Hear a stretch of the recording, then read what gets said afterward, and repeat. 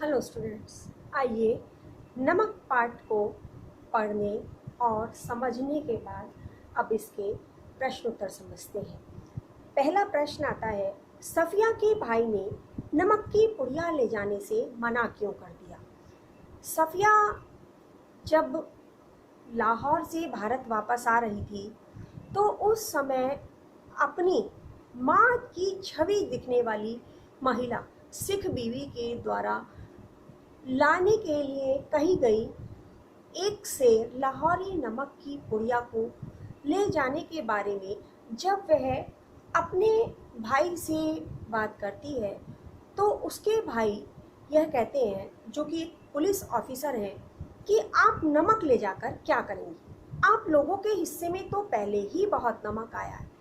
सफिया गुस्सा हो जाती है और कहती है, मैं हिस्से बखरे की बात नहीं कर रही हूँ, यह मेरी माँ ने मंगाया है। सफिया के भाई इसलिए मना करते हैं क्योंकि नमक ले जाना गैर कानूनी है, और साथ ही वह यह भी कहते हैं कि यदि आप नमक लेकर जाएंगी और नमक कस्टम वालों ने देख लिया तो वह आपके सामान की चिंदी चिंदी बिखेर देंगे, आपकी भी बदनामी होगी और हमारी भी बदनामी होगी।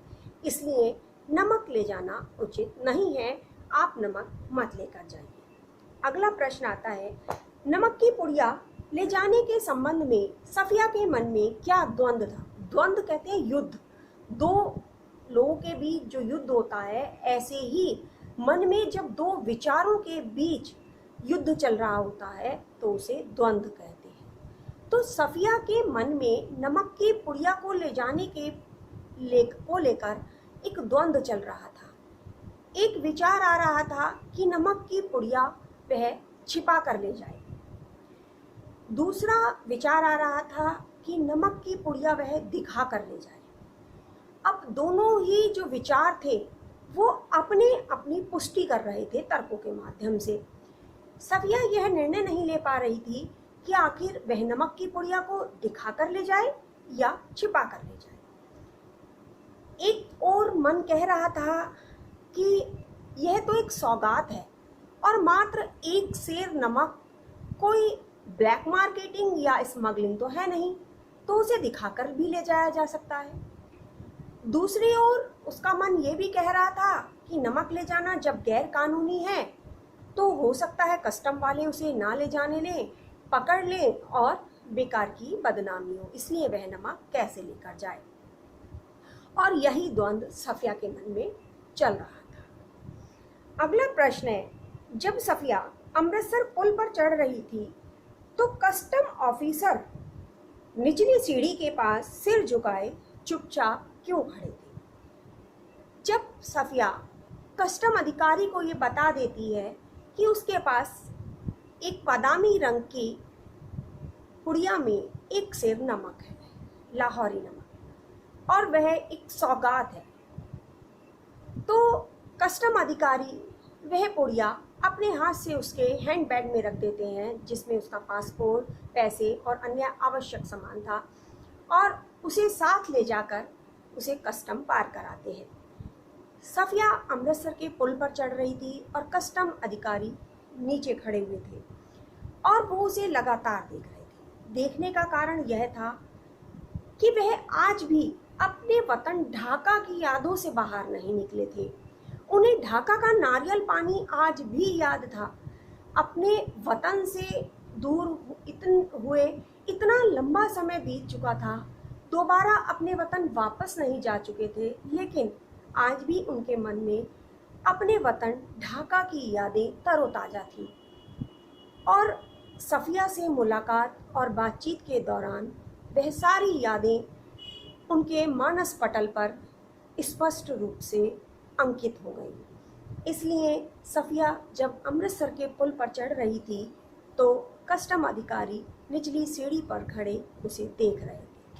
अगला प्रश्न है, लाहौर अभी तक उनका वतन है और दिल्ली मेरा, या मेरा वतन ढाका है, जैसे उद्गार के सामाजिक यथार्थ की ओर संकेत करते हैं। उद्गार अर्थात मन में उठने वाले भाव, यथार्थ वास्तविकता, अर्थात मन में जो ये कस्टम अधिकारियों के मन में जो भाव उठे थे कि दिल्ली मेरा वतन है या ढाका मेरा वतन है, तो ये जो भाव है, ये मन के भाव किस सामाजिक सच को हमारे सामने लाकर खड़ा कर देते हैं। तो भारत में जन्मे न जाने कितने ऐसे लोग हैं जो बंटवारे के दौरान यहाँ से चले गए, और कितने ऐसे लोग हैं जो यहाँ आ गए और उनके मन में अपने वतन के लिए आज भी प्रेम है। वो वहाँ नहीं जा सकते, ऐसी उनकी मजबूरी है। वो अपने लोगों से, अपने रिश्तेदारों से, मिलने वालों से नहीं मिल सकते, उनकी मजबूरी है। लेकिन उनके मन में जो अपने वतन के प्रति प्रेम है, उसे मिटा देना उनकी मजबूरी नहीं है। इसलिए उनके मन में आज भी अपने वतन के लिए प्रेम है। जो देश है वह हिंदू, मुस्लिम, सिख, ईसाई सभी से मिलकर बनता है, और यही स्थिति है। इसका उदाहरण हमें कहानी के प्रारंभ में मिल जाता है, जहाँ हम देखते हैं कि सफ़िया नाम से ही हमें पता चलता है कि मुस्लिम महिला है।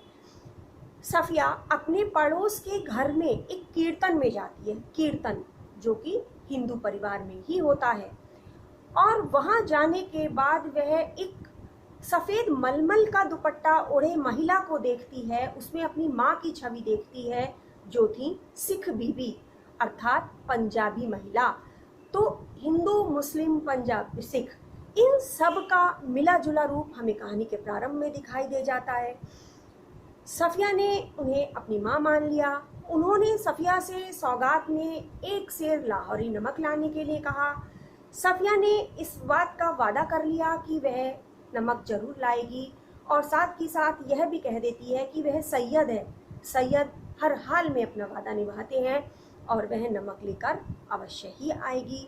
तो ये जो सारी चीज़ें हैं हमें समाज की सच्चाई के बारे में बताती हैं कि हमारा देश नक्शे में बट गया है, लेकिन दिलों में नहीं बटा है। अगला प्रश्न आता है, नमक ले जाने के बारे में सफ़िया के मन में उठे द्वंद्वों के आधार पर उसकी चारित्रिक विशेषताओं को बताइए।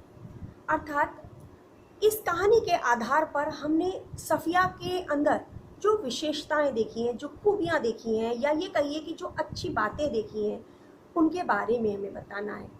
तो सफ़िया जो थी वह एक बहुत ही सौहार्दपूर्ण व्यवहार वाली महिला थी। उसके मन में सभी के प्रति प्रेम था। जब वह लाहौर जाती है तो अपने भाइयों, भाभियों, भतीजे भतीजियों, रिश्तेदारों, मिलने जुलने वालों के प्रति उसके मन में अपार प्रेम है। सभी के लिए सौगात लेकर जाती है, सभी से सौगातें लेकर आती है। दूसरी ओर वह उसकी माँ जैसी छवि वाली सिख बीबी के प्रति प्रेम का भाव रखती है। उनके लिए हर खतरा उठाकर वह नमक लेकर आती है, जो कि उन्होंने सौगात में मंगवाया था। तो सफ़िया का जो स्वभाव है वो सौहार्दपूर्ण है या प्रेमपूर्ण है। दूसरी ओर सफ़िया बुद्धिमान भी बहुत है। जैसा कि हम देखते हैं, जब सफ़िया के मन में ये द्वंद्व चल रहा था कि वह नमक को कैसे लेकर जाए, तो सबसे पहले वह यह निर्णय ले लेती है कि इस नमक को वह छिपा कर लेकर जाएगी। और छिपा कर कैसे लेकर जाएगी, वह उस समय को याद करती है जब वह लाहौर आ रही थी और उसने देखा था कि कस्टम पर जो अधिकारी थे वह सामान की चेकिंग तो कर रहे थे, लेकिन फलों की टोकरियों की चेकिंग नहीं कर रहे थे। भारत से लाहौर की तरफ आने वाले जो लोग थे वो फलों की टोकरी में केले लेकर आ रहे थे, और जो इधर से भारत की ओर जाने वाले लोग थे वो फलों की टोकरी में कीनू लेकर जा रहे थे। कीनू संतरे और माल्टे का मिला जुला रूप, एक अलग फल कीनू। उन फलों की टोकरियों की चेकिंग नहीं हो रही थी, उनको नहीं देखा जा रहा था। तो वह निर्णय लेती है कि वह कीनुओं की टोकरी में छिपाकर नमक की पुड़िया को लेकर जाएगी। वह कीनुओं की टोकरी को खाली करती है, उसमें नीचे बादामी रंग की कागज की पुड़िया जिसमें कि एक सेर लाहौरी नमक है वह रखती है, और उसके ऊपर से कीनुओं को ढक देती है। किसी को पता भी नहीं चलता कि उसमें नमक की पुड़िया छिपी हुई है। तो यह उसकी बुद्धि कौशल का प्रतीक है कि उसने किस तरह उस पुड़िया को वहाँ छिपा लिया। अब आगे हम उसकी विशेषताओं को, खूबियों को देखते हैं तो हमारा ध्यान जाता है उसकी ईमानदारी पर। सफिया ईमानदार महिला थी, इसीलिए वह इस बात को स्वीकार नहीं कर पाई मन से कि वह कीनुओं की टोकरी में नमक को छिपा कर ले जाएगी। जब वह वेटिंग रूम में बैठी थी तो वहाँ पर उसका मन बदल जाता है और वह कीनुओं की टोकरी से नमक की पुड़िया को निकालकर अपने बैग में रख लेती है और कस्टम अधिकारियों से निडरतापूर्वक ये बताकर कि वह एक सेर लाहौरी नमक सौगात के लिए ले जा रही है और अपनी बुद्धि कौशल का परिचय देते हुए कस्टम से उस पुड़िया के साथ बाहर आ जाती है। अगला प्रश्न आता है, मानचित्र पर एक लकीर खींच देने भर से जमीन और जनता बट नहीं जाती। उचित तर्कों और उदाहरणों के आधार पर इसकी पुष्टि कीजिए। ये कड़वा सच है कि मानचित्र पर यदि हम एक लकीर खींच दें तो जमीन और जनता सब बट जाती है, जबकि वास्तविकता ये है कि लकीर खींच देने भर से जमीन तो बट जाती है लेकिन लोग नहीं बटते, उनके मन के भाव नहीं बटते। उनकी जो भावनाएं हैं उन्हें हम किसी एक सीमा में कैद करके नहीं रख सकते। जैसा कि पाकिस्तानी कस्टम अधिकारी जब सफिया उनसे मुलाकात करती है और उन्हें लाहौरी नमक के बारे में बताती है तो वह बताते हैं कि उनका वतन दिल्ली है और जब वो दिल्ली जा ही रही है तो वहाँ जाकर दिल्ली की जामा मस्जिद की सीढ़ियों को उनका सलाम कह दे। और उनका कहना इस बात को दर्शाता है कि आज भी उनके मन के अनुसार, उनके हृदय के अनुसार उनका वतन दिल्ली ही है।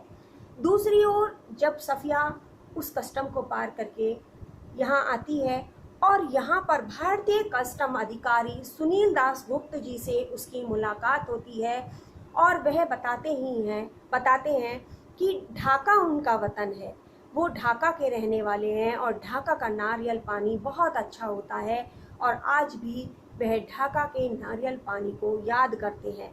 डाब तो यहाँ भी बहुत होता है लेकिन उनके ढाका जैसा डाब यहाँ नहीं होता। उनके ढाका के प्रति इस प्रेम को देखकर यह अंदाजा हम लगा सकते हैं कि उनके मन में अपने देश के प्रति, अपने वतन के प्रति कितना गहरा प्रेम है। वहीं यदि हम ध्यान दें तो सिख बीबी जो भारत में तो रह रही थी लेकिन उनके मन में लाहौर की यादें तरोताजा थीं। जैसे ही उन्हें पता चलता है कि सफिया अगले दिन लाहौर जाने वाली है, वह उठकर सफिया के पास आ जाती हैं और सफिया से लाहौर की यादें ताज़ा करने लगती हैं और हर बात पर कहती हैं साडा लाहौर, साडा लाहौर।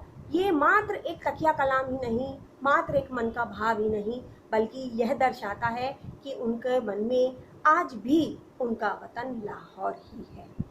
अगला प्रश्न है, नमक कहानी में भारत और पाक की जनता के आरोपित भेदभावों के बीच मोहब्बत का नमकीन स्वाद घुला हुआ है, कैसे? लोगों के बीच जो भेदभाव है उसके रहते हुए भी उनके मन में अपने वतन के प्रति प्रेम है। सफिया जब लाहौर जाती है वहाँ 15 दिन कैसे गुजर गए उसे पता ही नहीं चला। जब वहाँ से वापसी की बात आती है, समय नज़दीक आता है तो वह मन में यह विचार करती है कि दोबारा लाहौर आ भी पाएगी या नहीं, आ पाएगी तो कब आ पाएगी। तो इस तरह के जो उसके मन के भाव थे वे बताते हैं कि वहाँ मोहब्बत का नमकीन स्वाद घुला हुआ है, अर्थात यहाँ रहते हुए भी उसके मन में वहाँ रहने वाले अपने परिवारजनों के, रिश्तेदारों के प्रति मन में लगाव और प्रेम का भाव भरा हुआ है। जैसे कि हम देखते हैं तो भारतीय कस्टम अधिकारी ढाका के प्रति मन में प्रेम के भाव रखते हैं, उसे अपना वतन आज भी मानते हैं।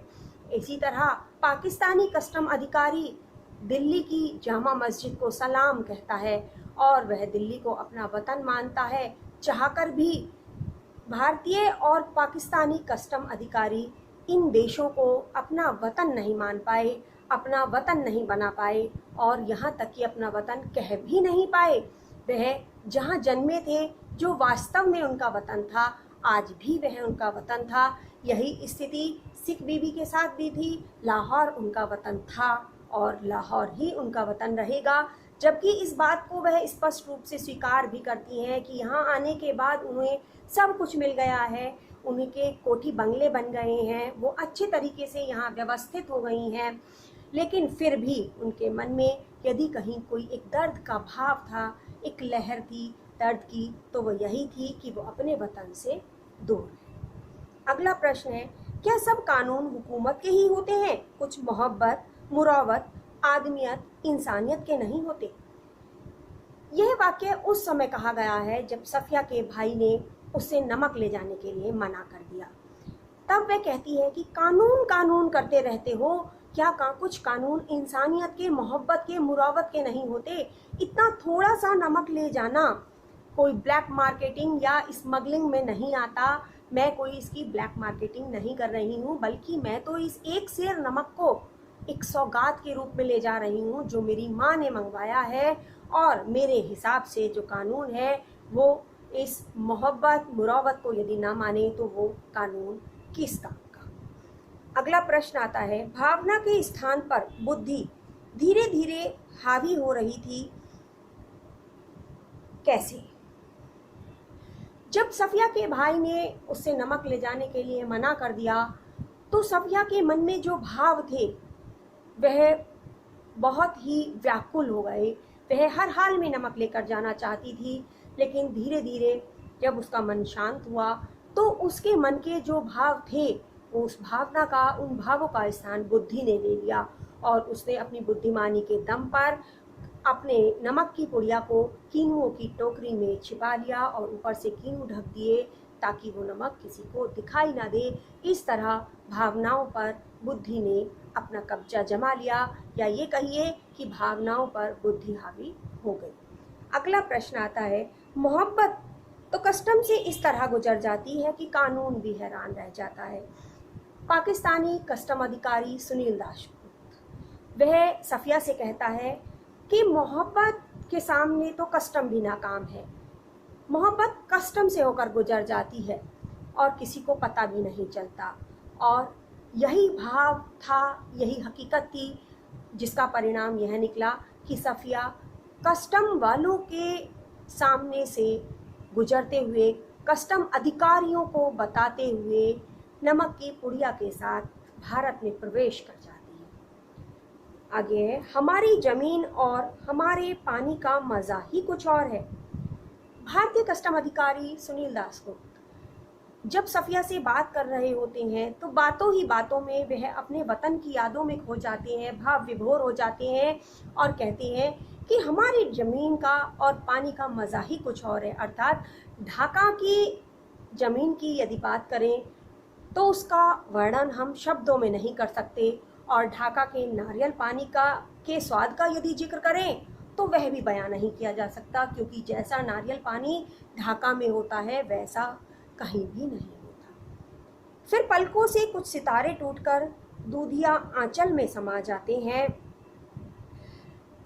कैसे? सिख बीवी जब सफिया से लाहौर के बारे में बता रही थी तो लाहौर की यादों में खो जाती हैं। हमारे लाहौर में ऐसे होता है, हमारे लाहौर के लोग ये खाना पसंद करते हैं, लाहौर में घूमने की ये स्थान है, ऐसा सब कुछ वो उससे बयां कर रही होती हैं। उसी दौरान उनकी आंखों से कुछ आंसू टपक पड़ते हैं और वो आंसू टपक कर उनके सफ़ेद मलमल के दुपट्टे पर गिर जाते हैं, और जिन्हें देखकर लेखक कल्पना करते हैं कि कुछ सितारे टूटकर दूधिया आंचल में समा गए, अर्थात कुछ आंसू बहकर उनके सफ़ेद मलमल के दुपट्टे को गीला कर गए। किसका वतन कहाँ है? वह जो कस्टम के इस तरफ है या उस तरफ? सोचने की बात है कि जब सफिया दोनों कस्टम ऑफिसर से मिल लेती है, नमक लेकर कस्टम पार कर देती है, तो वह सोचती है कि किसका वतन कहाँ है यह तो तय ही नहीं किया जा सकता। भारत में रहने वाले कस्टम अधिकारी ढाका को अपना वतन मानते हैं और पाकिस्तान में रहने वाले कस्टम अधिकारी दिल्ली को अपना वतन मानते हैं। सिख बीवी भारत में रहकर लाहौर को अपना वतन बताती हैं। तो ये जो सारे लोग हैं, इनके भावों से, इनके विचारों से यह कहना बड़ा मुश्किल है कि किसका वतन कहाँ है। अर्थात सबका वतन सबके मन में है, सबके दिल में है, सबके हृदय में है, जिसे वो भूल नहीं सकते। धन्यवाद।